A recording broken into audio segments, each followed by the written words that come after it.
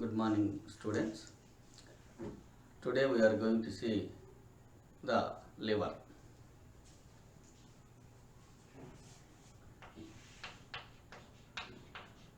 Liver. This is the largest gland in the body. Largest gland. The second largest gland in the body here is a pancreatic gland. The largest salivary gland here is a parotid gland. The smallest salivary gland here is a sublingual gland. But overall, which is the largest gland present in the body means a liver. The study of liver known as a hepatology.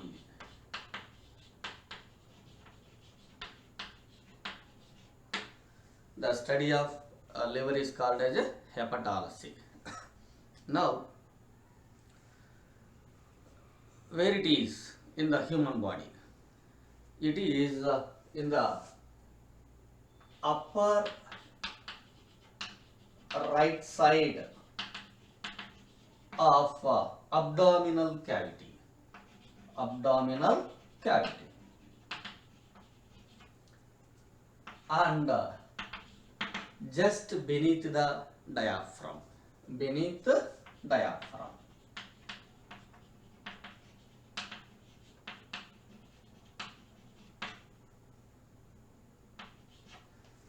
So just beneath the diaphragm, on the upper part of the right side of the abdominal cavity, liver is present. In the case of female, its weight will be 1.2 to 1.4 kg weight.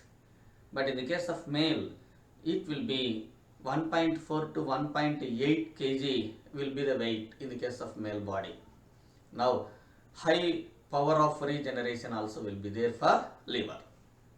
Now, liver is having two lobes, right lobe and left lobe, and everything we will see now after the completion of drawing the diagram of that liver on the board. Okay.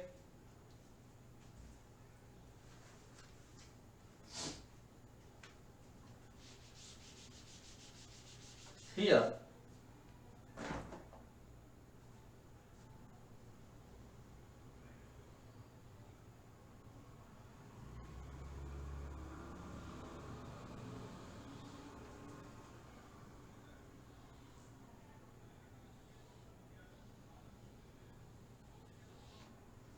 this is the part called as a duodenum.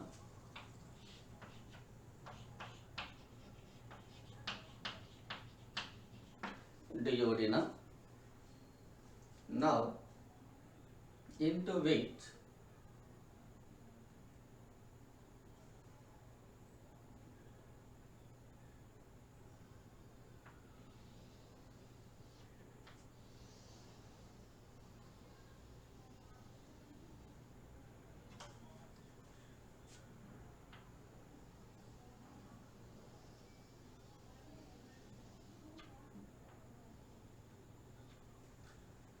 Okay.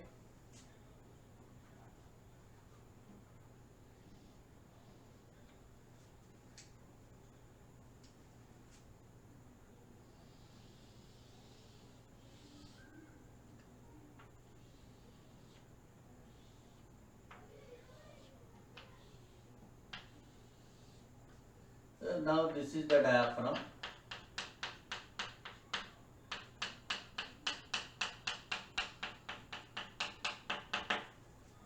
This is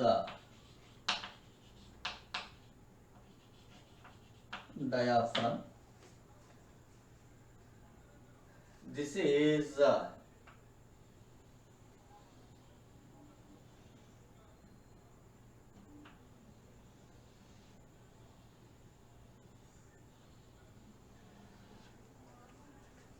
This is the right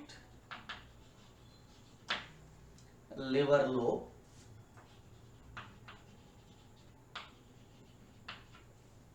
This is left liver lobe.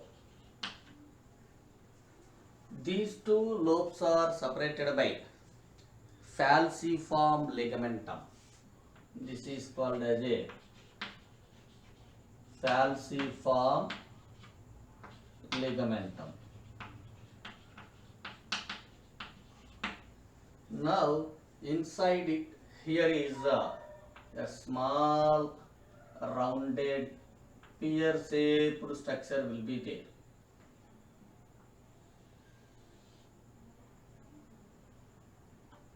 Okay. Now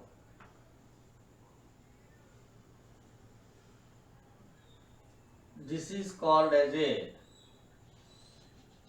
gallbladder. This is a gallbladder. Now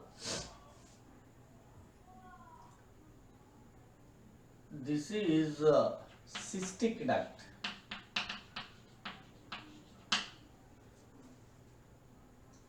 Okay.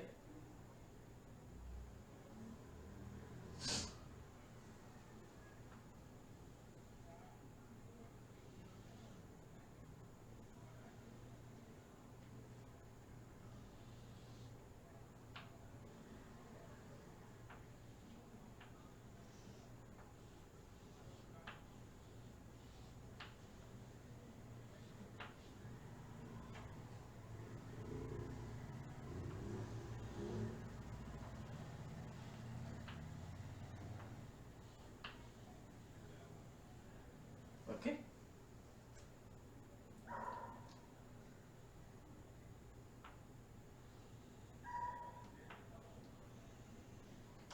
This is the cystic duct. This is called left hepatic duct. This is called right hepatic duct.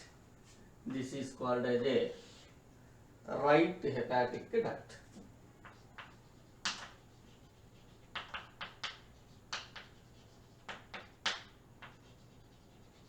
Okay.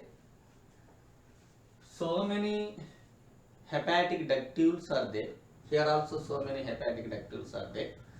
Such ductules are united together to develop a hepatic duct. That duct will develop from right side, from right liver lobe, and the same structure will be developed in left side from left liver lobe. This one is now known as a left hepatic duct. This is a right hepatic duct.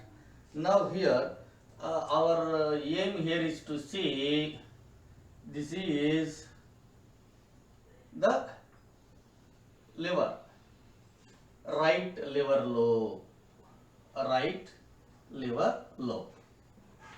Okay.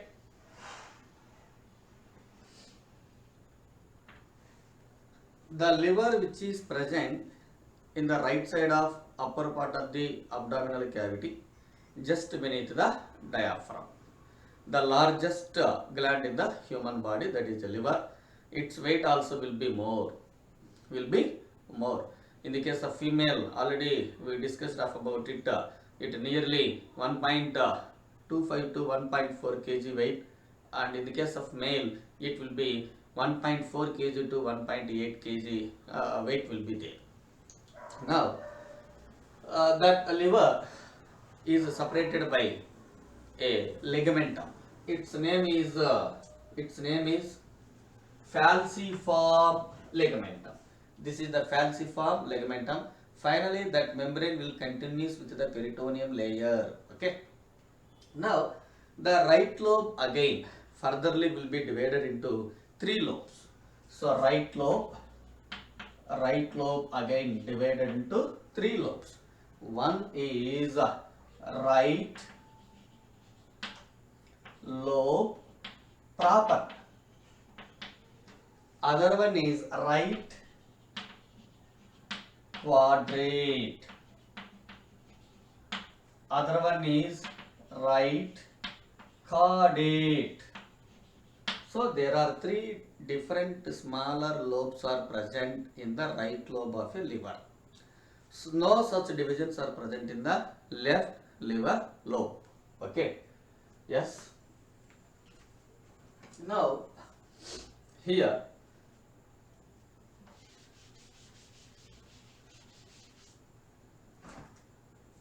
the structural and functional unit of the liver here is hepatic lobules.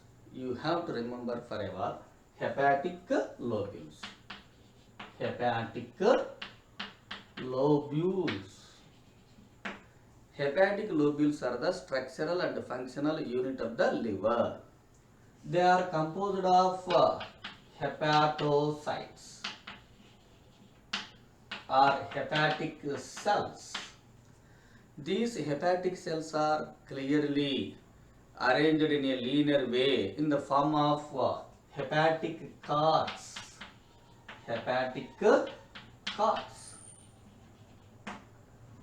Each and every hepatic lobe externally is covered by a thin connective tissue sheath that is called as a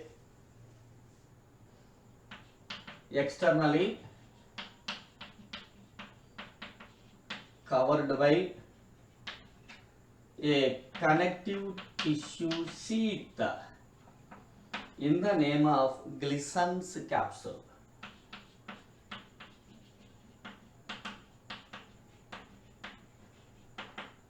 Presence of Glissen's capsule is the unique characteristic feature of liver that like structure never be seen in any part of the alimentary canal and any part of all other glands also. Okay.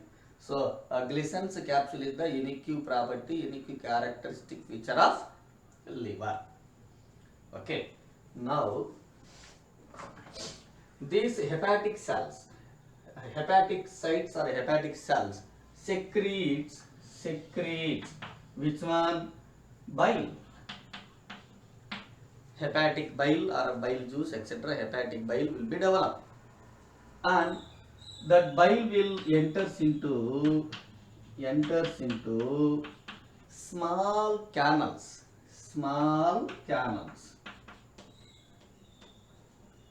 I think I can write this thing here. Hepatic cells, they produce bile that will be enter into the small canals called as a bile canaliculi. The bile canaliculi furtherly again it will be opened into again small canals.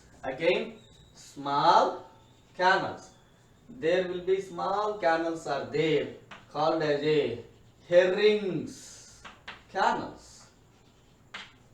Herring canals are now lined with the cuboidal epithelium.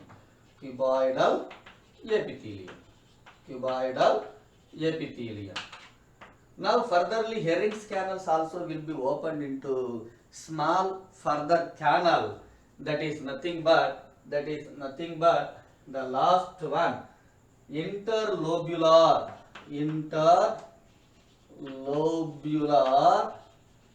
ductule. Interlobular ductule that is having columnar epithelium. Now all of you please see, hepatic cells are here. They produces a bile. That bile will enter into a small canal called as a bile canaliculi. Okay, hepatic canaliculi or bile canaliculi. Furtherly, that will be opened into small canal in the name of Herring canal. That Herring canal is lined with its wall is lined with cuboidal epithelium. That also furtherly opened into interlobular ductule. Then they are also formed of columnar epithelium. So such ductules are numerously present. These are called as so many ductules. All these ductules are present in both right liver lobe and left liver lobe. They are interconnected together to form a large duct. The duct in the name of left hepatic duct from left side, a right hepatic duct from right side. These right and left hepatic ducts are united together to form a common hepatic duct. Now, you please observe here. This is a common hepatic duct. So, a common hepatic duct is developed. A common hepatic duct is developed by the union of left hepatic duct and the right hepatic duct. Now, here a small pear-shaped structure will be there in the name of gallbladder. Okay, from it a duct will develop in the name of cystic duct. Its duct is cystic duct. Now, the common hepatic duct that is going to be fused, connected, communicate with the cystic duct and to form this is a bile duct. Okay, bile duct.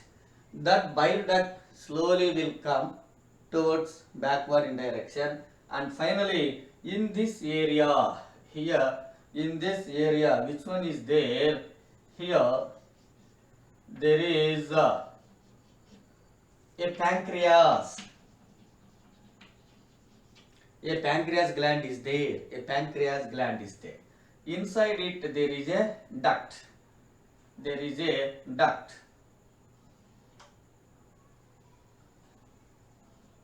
This is a main pancreatic duct. Okay.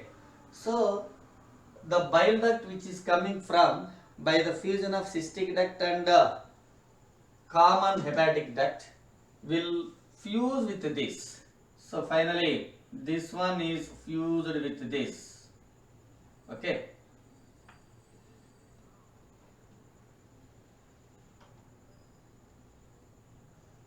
Okay. Now which one is going to be developed? This is this area is called as a hepatopancreatic duct. Now that duct, now here is a hepatopancreatic duct means a duct from liver, a duct from pancreas, both are united together to develop into hepatopancreatic duct. Okay, that produces this one, that is called as a hepatopancreatic ampulla or ampulla of Vater. Ampulla of Vater. Okay, that is nothing but a wider part that will be developed after the fusion of main pancreatic duct and this one bile duct to leave a widened part that is called as a hepatopancreatic ampulla or ampulla of Vater. That one will be opened into the lumen of duodenum is by a small pore, small aperture. That aperture is also now guarded by one more sphincter muscle. I think that sphincter muscle is like this.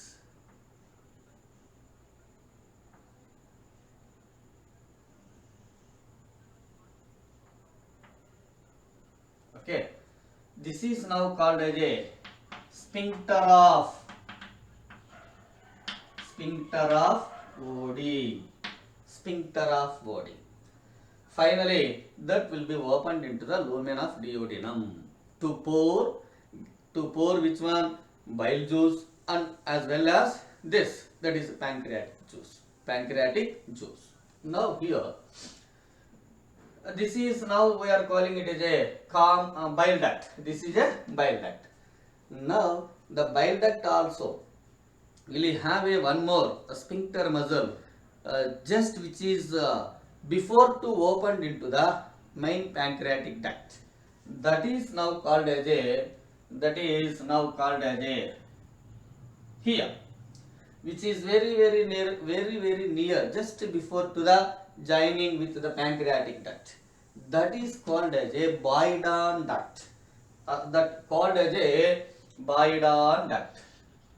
Boyden duct. Boyden duct. And inside the pancreatic gland, one more separate pancreatic duct is also there, called as a accessory pancreatic duct, that separately will be opened into the lumen of duodenum. It doesn't connect with the main pancreatic duct and as well as with the bile duct. It directly will be opened into the lumen of duodenum. Yes. So one more.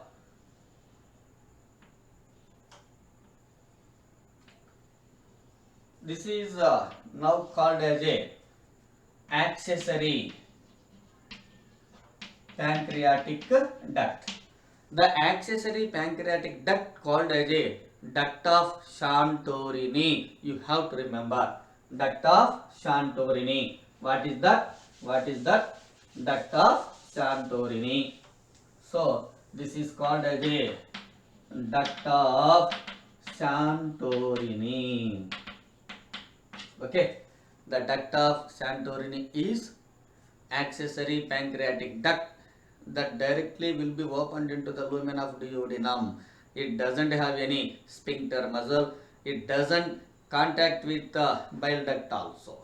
Now the main pancreatic duct.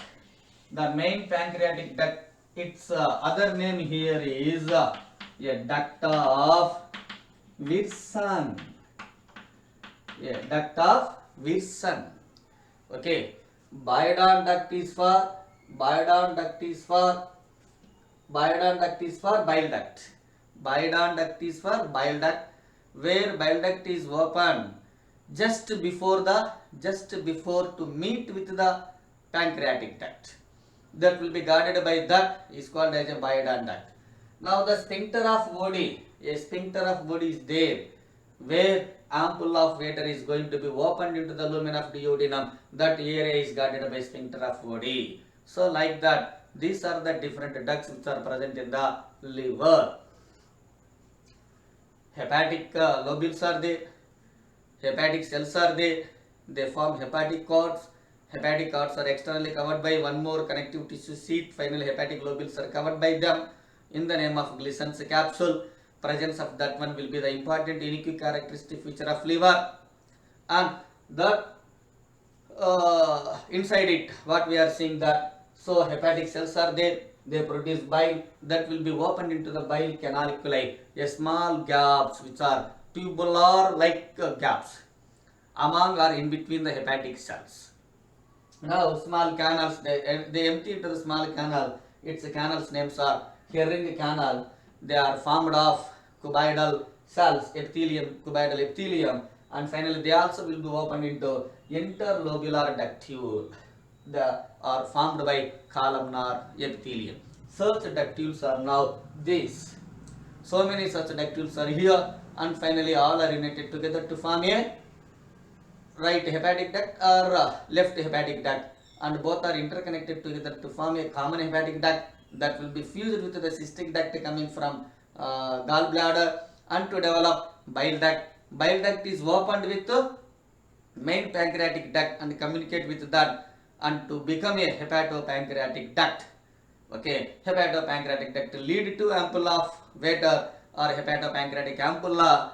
Finally, that also will be opened into the lumen of duodenum. Its opening will be, before it will be guarded by a sphincter called as a sphincter of Oddi. Sphincter of Oddi. So these are all things which are present in the liver. Now, I think this is duodenum clearly.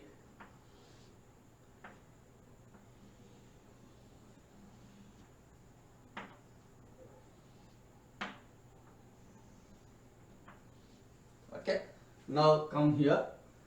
Blood supply. there are two sources are here to supply the blood to liver. One is hepatic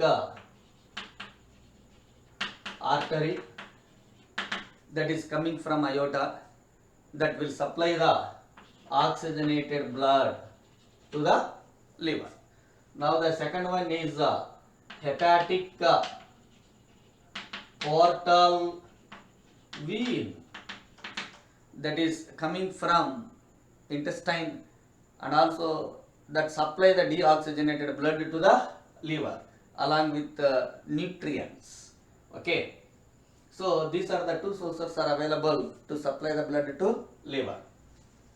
Now liver produces bile juice. Okay, liver produces bile juice. Here no enzymes are present,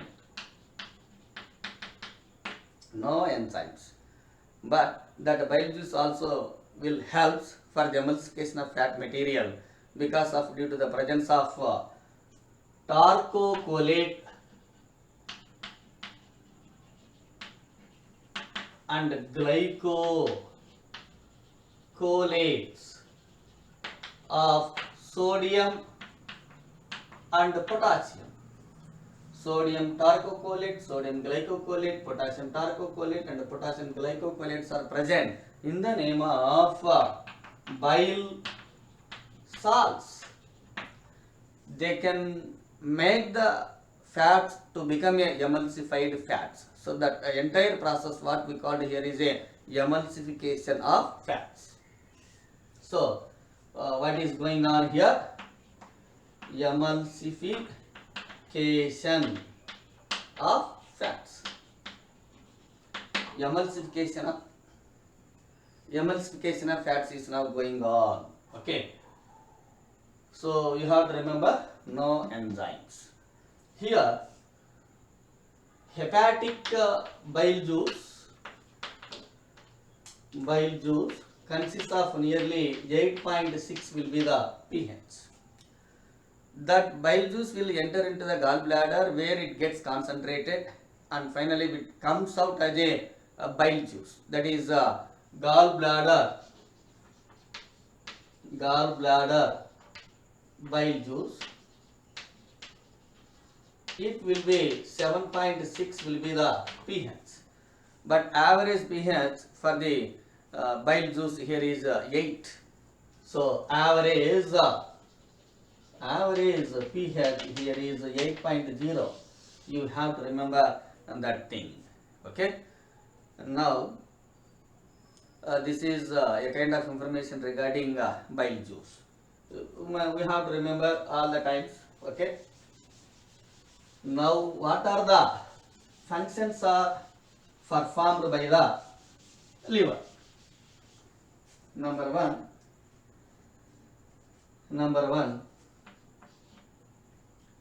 emulsification. Already we discussed about it.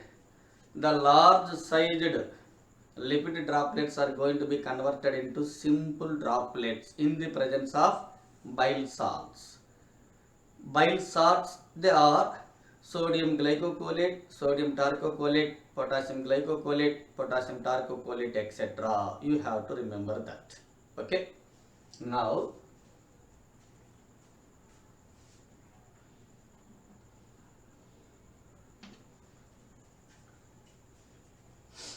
second function here is detoxification.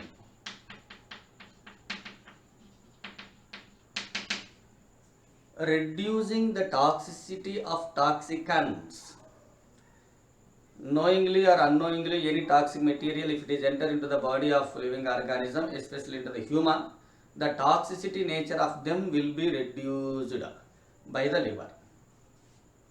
Now the next one, glycogenesis. Glycogen is going to be developed. Okay, the formation and the synthesis of glycogen is now known as a glycogenesis. Okay, that process also occur inside the liver. I mean, all glucose molecules are converted into glycogen. That process called as a glycogenesis. That process also made inside the liver, and in the presence of or with the help of insulin, a hormone coming from pancreatic gland. So the excess amount of glucose which is present in the blood is going to be converted into glycogen by the process of glycogenesis. For that process, which one is needed? Insulin, a hormone is needed that is coming from pancreatic gland. Now, next one, glycogenolysis. Lysis means breakdown. Glycogen means glycogen. The glycogen molecule is going to be broken down into glucose molecules again. That breakdown of glycogen, that process called as a glycogenolysis, that process also occur inside the liver. So simply what is going to be happen? Glycogen is converted to glucose. Okay, that process called as a glycogenolysis. Here importantly, glucagon, a hormone. Glucagon, a hormone that is also coming from pancreatic gland. Now the next one, synthesis gluconeogenesis. Gluconeogenesis. Neo means non, genesis means origin, gluco means carbohydrate, means the formation of carbohydrate material from non-carbohydrate resources. Means they are not at all belong to carbohydrates, but from them, from which they can be able to convert it into carbohydrates. For example, proteins and lipids both are converted into carbohydrates. That process called as a gluconeogenesis. Now other function of liver, lipogenesis. Lipid molecules are going to be formed. Okay, that process called as a lipogenesis, that also will be made inside the liver. I think all these are the some of the functions. Now the next function here is synthesis of vitamin A from the keratin, beta carotene. Vitamin A will be synthesized. That process may be made inside the liver. Now storage of A, D, E, K and B vitamins also. Okay, storage of vitamin A, D, E, K and B vitamins also. Even iron also will be stored, potassium also will be stored, fats also will be stored, glycogen also will be stored. Okay, all these are also things inside the liver. Now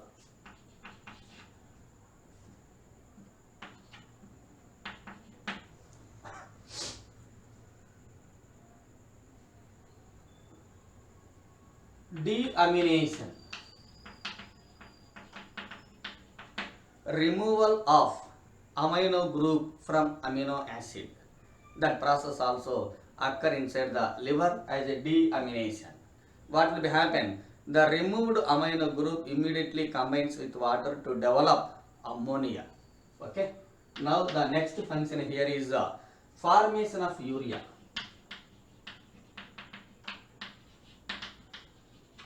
The end product of deamination here, which one is going to develop? Ammonia is going to develop.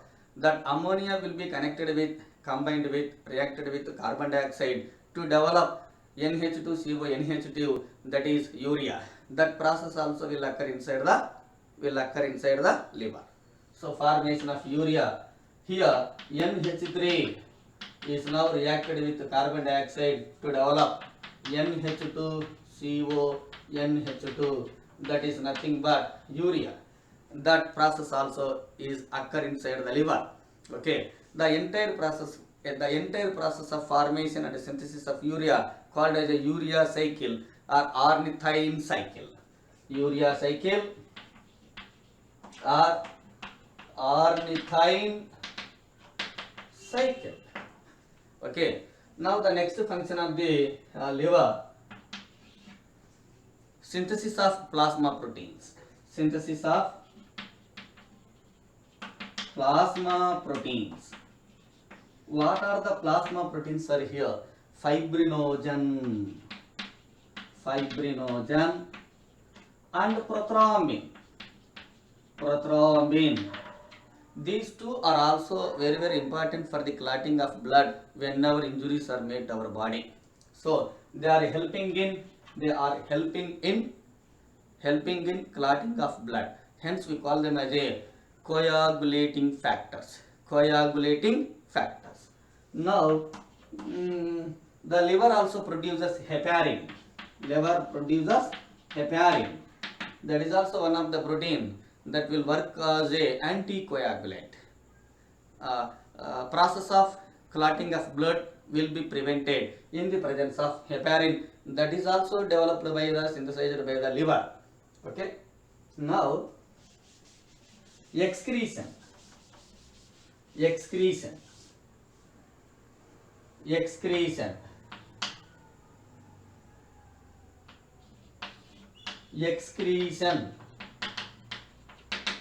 Liver will excrete so many unwanted things.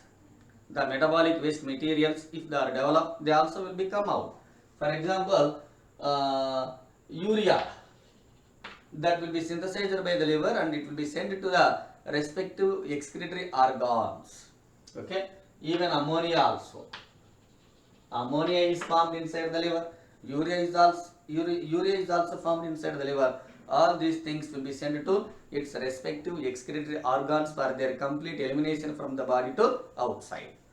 Now, warned RBC, died RBC, warned RBC, the RBC who have completed their lifetime also will enter into the liver for their complete breakdown and degradation process.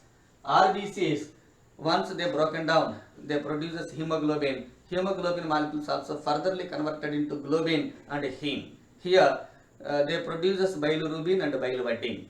They are nothing but the products of excretory products. They also should be eliminated from body to outside.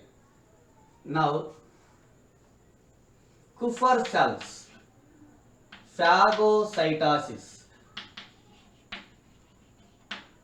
Phagocytosis, a process is also done by the liver because of it consists of Kupffer cells. They have a phagocytotic nature. Engulfing of bacteria or virus or pathogenic material. Even the died RBC, WBC, etc. all are going to be ingested by them, broken down by them, killed by them. That process called as a phagocytosis, that will be happen due to the presence of Kupffer cells present in the liver. So all these will comes as a good functions of the liver. Now, involved in to maintain optimum temperature, because of all the time inside the liver metabolic activities are going on, certain amount of energy will be developed in the form of heat that will be used for to maintain optimum temperature of our body. Okay. Now the next one, osmoregulation.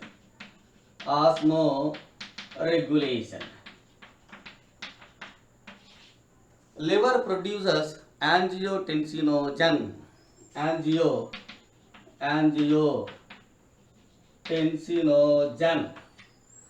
angiotensinogen immediately, along with the help of kidney, will involved in the maintaining of constant salinity. Okay, ionic equilibrium or salinity content, etc. will be maintained with the help of kidney. Okay, now that will be maintained, and osmoregulation, that work will be maintained by the kidney is by a protein, that is angiotensinogen, secreted and synthesized by liver. Hence indirectly liver is involved in the osmoregulation.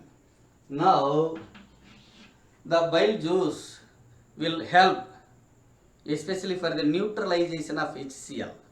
Emulsification of fat material is there, and one more other thing here is neutralization of HCl. Once the food is coming from stomach and will enter into the, once the food that is moving from stomach into the, duodenal area, within a stomach HCl will be more. I think acidic media will be there.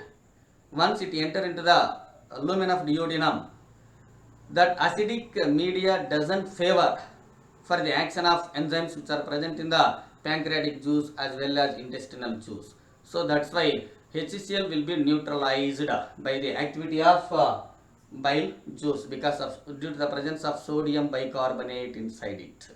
But no enzymes are there, sodium bicarbonate is there, that will be do the neutralization of HCl. Okay, I think all are the different functions of